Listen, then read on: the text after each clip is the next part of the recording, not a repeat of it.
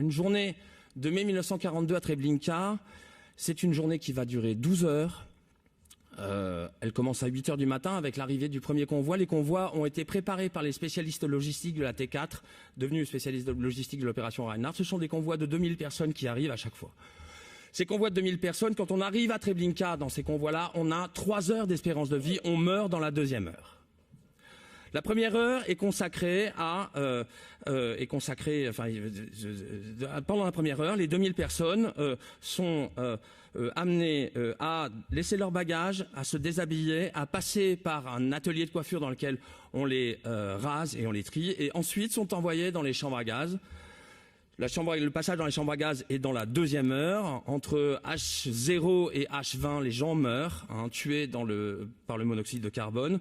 Ça prend parfois 5 à 10 à 15 minutes de plus, mais dans la deuxième heure, les 2000 personnes sont tuées.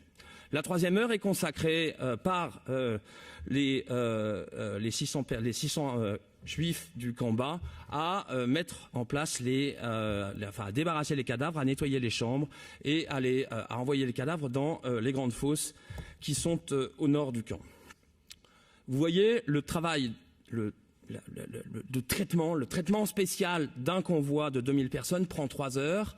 En juin 1942, ce sont donc 22 SS qui mettent en place ces opérations de mise à mort. Ils font ça 4 fois par jour. En juin 1942, le camp de Treblinka tue à ce moment-là, au mois de juin 1942, 250 000 personnes.